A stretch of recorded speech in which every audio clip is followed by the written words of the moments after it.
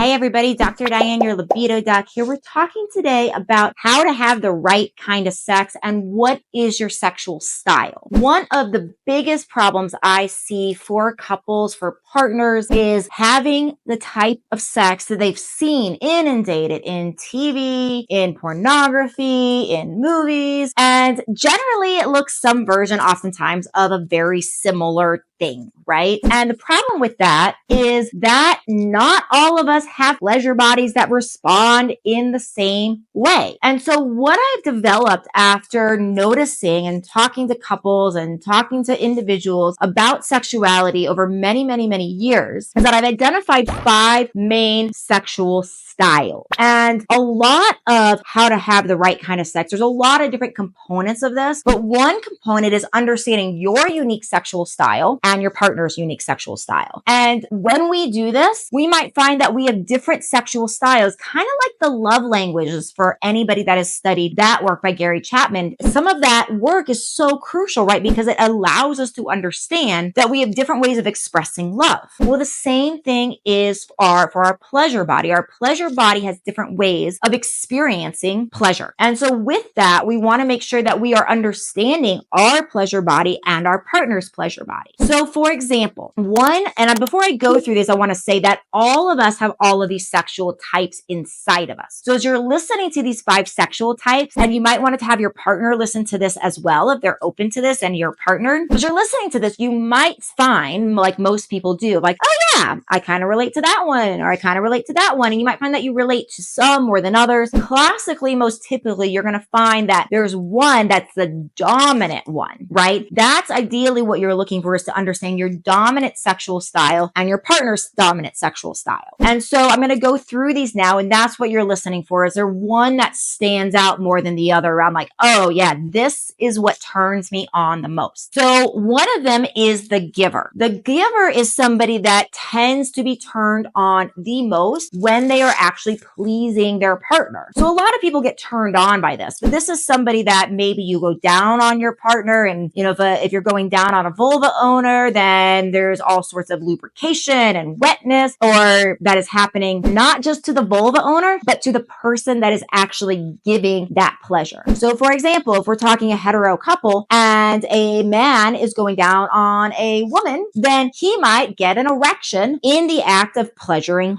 her. That is a classic giver, right? They're that level of turned on that their genital response is actually really strong when they are focused on giving and not even receiving any pleasure themselves. So that's the giver. The emotive is another person, another type. This person is so connects sex to their emotions so much. So a lot of people do, a lot of women do, but anybody can really be this way. And some people are more this way than others. So an emotive person, if they've had a bad day, they are feeling like, oh, that thing you said earlier hurt me a little bit. The emotive person is going to be they're almost going to be incapable of getting into a intimate situation unless that's talked about. So sometimes for an emotive person, it might feel like, oh my gosh, I'm so tired. Like, can we just like make love and hold each other and have this moment and go to bed? But for the emotive person, that's almost impossible without actually taking a step back and having a conversation, healing those wounds. Somebody that's not emotive might feel that, might need to heal that, but could maybe make love or be intimate, and then afterwards or the next day be like, hey, we need to circle back around to that thing, right? So that's emotive. Playful. The playful person's kind of like the iconic foreplay, the iconic tease. So this person is going to probably need a lot of foreplay. This person is really about kind of that chase. So this person, the flirty texts, the sexy pictures, right? The lingerie that maybe is worn for hours underneath clothes and teased a little bit before any sort of true intimacy starts. That is essential for that person to really feel turned on and alive and in their sexual body. The sensate is number 4. So we have the giver, the teaser, the emotive. Now we're on sensate. Sensate, this person is really into the 5 senses. So this is the person that that you might be starting to be intimate and they get up and they're like, I need to light a candle, or I need to turn on the music, or I need to change the lighting, right? Not saying that those things can't be pleasurable for all types. They can, but the sensate is somebody that it's going to impact their experience. It's going to impact their turn on so much that they might actually stop a really intimate moment to go fix these things around the room. And it can feel, if you don't understand this, it can feel like, gosh, that was very interruptive. Like we were all in this and you just got up because you wanted to change the song. But if you understand this person is a sensate, you understand that that's actually going to bring them more into the moment with you and deeper. And then the kinky. Kinky by definition is anything that is novel, right? Kinky is not necessarily that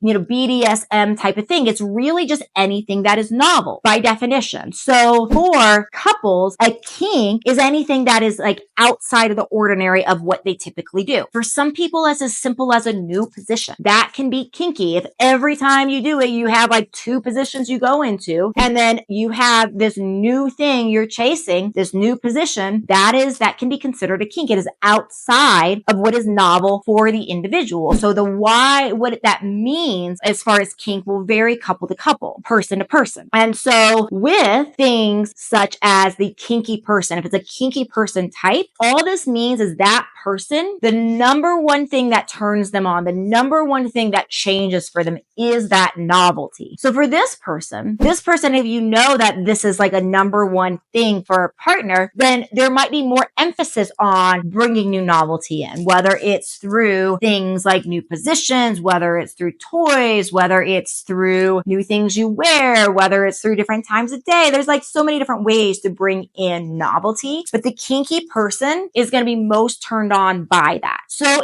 when you're listening to this, think about what type you are. Your partner, talk to a partner about what type they are. And the idea of this is to say, hey, if you're not the same types, like if we have a sensate and somebody that is kinky type, well, once we understand this, then we can start to do things like more for our partner to turn our partner on, right? So then if we're the kinky person in this example, might then with a sensate, the kinky person might take that extra time to be like, hey, let me put on some music and get us in the mood. What do you feel like tonight, right? So we can start to be involved in helping turn our partner on that way. If you know your partner's a kinky type and you're not, and you're fine and it feels good to you to have your few different positions and your way that you do things, and you're like, this is actually great. You love it. It feels good. You're having a great time. And you don't have as much need for that novelty, right? That can help with prioritizing and saying, okay, well, what can we do to actually keep this novel, right? What can we do to bring that back in? So when we understand each other's sexual type, that can come back and help us then bring more of that type into our partnership, and also be aware of how to express this to a partner around. Like, it's not about getting up and interrupting intimacy to put on a song for a sensate. Helping a partner understand, like, actually that helps me drop into my body and feel you more deeply. So I know it feels interruptive, but I really want to do this because it's going to help me connect even more to you. And when we can use language like that, because we understand ourselves and we can communicate, all of a sudden it can help a partner understand, like, oh, this isn't about like interrupting. This is about my partner knowing themselves so well that they are able to communicate that so that they can show up and be even more present and loving with me in this experience. So please do subscribe. So much more about orgasms coming out in the month of August. August is orgasm month, so we're going to be talking about it all month long. So make sure you subscribe so you don't miss a single video that's coming out in August about this really important topic. See you then.